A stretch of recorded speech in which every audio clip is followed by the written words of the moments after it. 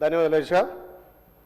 తెలంగాణ రాష్ట్ర వ్యాప్తంగా ఈ మహిళా క్యాంటీన్ల వద్ద దీంతో మహిళలకు అభివృద్ధితో పాటు గౌరవం కూడా పెరిగింది. ముఖ్యంగా మా మంత్రివర్యులు మా అక్క సీతక్కని కోరేది ఒకటే, తెలంగాణలో మొదటి తిరుపతి ఉన్నటువంటి యాదగిరిగుట్ట రోజు నిత్యం లక్షల కొద్ది భక్తులు వస్తారు కాబట్టి అక్కడ మన ప్రభుత్వం నుంచి మహిళా క్యాంటీన్లు ఎక్కువ పెడితే అక్కడ కూడా కొంత మహిళలు ఆర్థికంగా బలోపేతం అవుతారు. కాబట్టి తప్పకుండా ఈ ప్రజాప్రభుత్వం గౌరవ మంత్రి గారు యాదగిరిగుట్టకు ఎక్కువ మహిళా క్యాంటీన్లు ఇవ్వాల్సిందిగా విజ్ఞప్తి చేస్తూ, ముఖ్యంగా మన ప్రజాప్రభుత్వం వచ్చాక మహిళలకు పెద్దపీట వేయడం వల్ల ఇవాళ గ్రామాలలో మహిళలు మొన్న జరిగినటువంటి సర్పంచ్ ఎలక్షన్లో 100% మన పార్టీకి మెజార్టీ ఇచ్చిన అధ్యక్ష.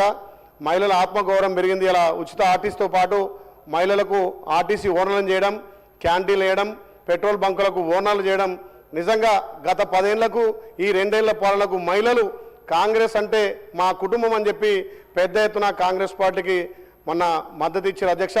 దాంతోపాటు మహిళలను ఆర్థికంగా అభివృద్ధి చేయడం కోసం గత ప్రభుత్వం విస్మరించినటువంటి వడ్డీల రుణాలు ఇప్పటికీ 3 దఫాలుగా మన ప్రభుత్వం మహిళలకు వడ్డీల రుణాలు ఇవ్వడం చాలా అదృష్టం. మహిళలు ఇంకా ఆర్థికంగా బలోపేతం చేయడానికి ఇది ఎంతో దోహదపడుతుందని తెలియజేస్తూ, ఇక్కడ యాదగిరిగుట్టకు సంబంధించి తెలంగాణలో మొదటి తిరుపతిగా ఉంది కాబట్టి ఎక్కువ అక్కడ క్యాంటీన్ ఇవ్వాల్సిందిగా విజ్ఞప్తి చేస్తూ, మన ప్రభుత్వం ద్వారా ఒక విజ్ఞప్తి అధ్యక్ష.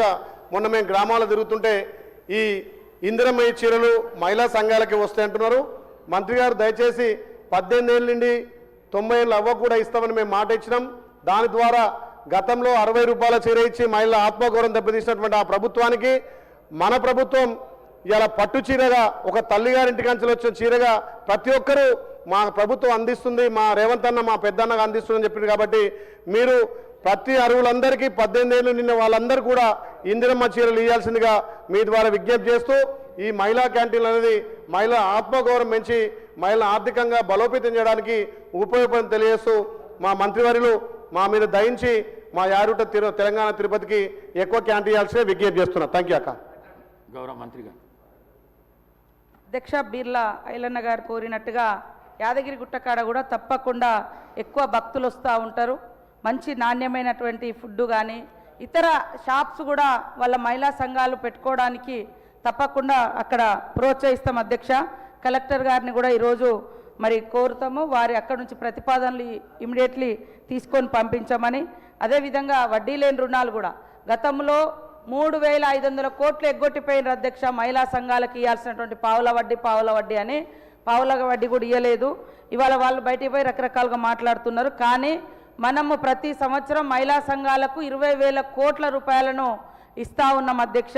ఖచ్చితంగా ఇప్పటికీ 3 దఫలుగా వారు అన్నట్టుగా వడ్డీ లేని రుణాలు అందించడం జరిగింది అధ్యక్ష. అదేవిధంగా చీరలు కూడా యాక్చువల్గా మేము ఫస్ట్ అనుకున్నది 67 లక్షల మందికే మన సంఘంలో ఉన్న సభ్యులకే ఇవ్వాలని అనుకున్నాము. కానీ మహిళల యొక్క కోరిక ముఖ్యమంత్రి గారు అన్ని రకాలుగా ఆలోచించి ఖచ్చితంగా అందరికీ ఇవ్వండి అని కోరడంతో అందరికి ఇచ్చినాం అధ్యక్ష. ఎక్కడన్నా మిస్ అయితే అక్కడ కలెక్టర్లను కానీ ఆడ మహిళా సంఘాల వాళ్ళ అధ్యక్షులు ఉన్నారు, డిఆర్డిఓస్ కూడా ఉన్నారు. మేము మళ్ళీ ఒకసారి కూడా సమీక్షిస్తాం.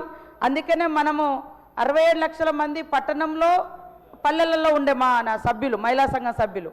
కానీ మనకు వచ్చిన 67 లక్షల చీరలు మరి గ్రామీణ ప్రాంతాలకే ముందు ఎందుకు ఇచ్చడమంటే అందరికి ఇవ్వాలనే ఉద్దేశంతో అందించడం జరిగింది. ఎక్కడైనా ఒకవేళ మిస్ అయితే కూడా తప్పకుండా రేపెల్లుండి సమీక్షించి వాళ్ళకు కూడా అందిస్తాం అధ్యక్ష. అలాంటి అపోహ లేదు. ఫస్ట్ మేము భావించింది వాస్తవము, కేవలం మహిళా సంఘంలో ఉన్న సభ్యులకు యూనిఫామ్గా ఇవ్వాలని.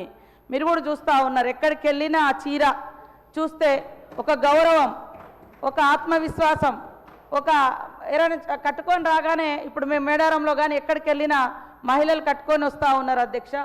అది చూడగానే వీళ్ళు మా మహిళా సంఘం సభ్యులు అనే భావన కూడా వస్తుంది. సో అది ముందుగా అందరికి ఇవ్వాలనే ఇప్పుడు నెక్స్ట్ అంటే మేము ఇప్పుడు అనుకున్నది అందరికి ఇవ్వాలనే పట్టణాలలో ఆపడం జరిగింది. ఇప్పుడు మార్చి 1 నుంచి పట్టణాలలో కూడా అందరికి ఇస్తాం. ఎందుకంటే అక్కడ మనకు చేనేత కార్మికుల చెమట చుక్కల్లో నుంచి ఈ యొక్క చీరను మేము నేయించడం అధ్యక్ష. సూరత్ నుంచి తీసుకురాలే, దుబాయ్ ముంబై నుంచో ఎక్కడి నుంచో కిలోల లెక్క తీసుకురాలేదు అధ్యక్ష. సిరిసిల్ల చేనేత కార్మికుల ఆధ్వర్యంలో అక్కడి నుంచే తీసుకొచ్చినాము. వాళ్ళ శక్తి మేరకు వాళ్ళు నేస్తూ ఉన్నారు. మనకు మొదటి దశగా వచ్చినాయి అన్ని గ్రామాలలో అందించినాం. ఎక్కడన్నా మిస్ అయినవి ఉంటే ఒక్కసారి మీరు సంబంధిత అధికారులను అడగండి, నేను అవి కూడా మళ్ళీ సమీక్షిస్తాం. ఇప్పుడు రాబోయేది ఇంకా నేస్తున్నారు అధ్యక్ష, దాదాపు ఇంకా 30 లక్షల మందికి మనం పట్టణాలలో కూడా ఇచ్చేది ఉంది కాబట్టి 2 దఫాలుగా పెట్టుకున్నాము. ఇప్పుడు నెక్స్ట్ ఇచ్చే దాంట్లో ఇప్పటికే మేము కలర్స్ అవన్నీ సెలెక్షన్ చేస్తూ ఉన్నాం. ఇంకా బెటర్గా అంటే అందరికి ఒకే టైంలో ఇచ్చేటట్టుగా కూడా ప్రణాళిక చేసుకుంటాం అధ్యక్ష.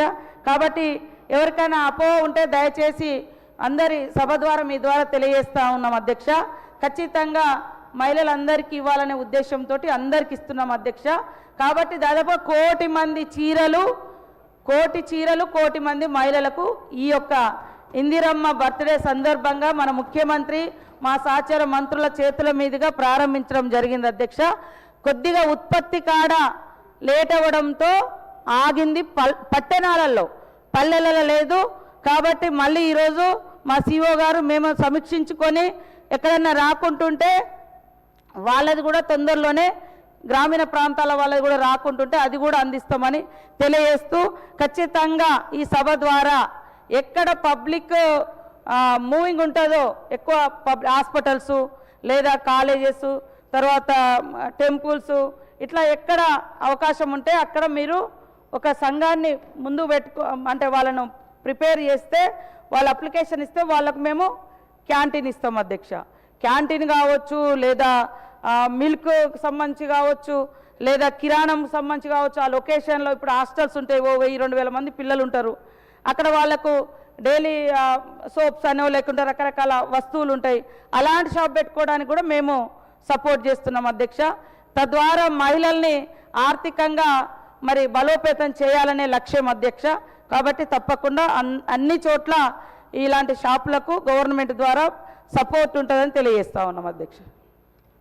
శ్రీ పాయల్ శంకర్ గారు.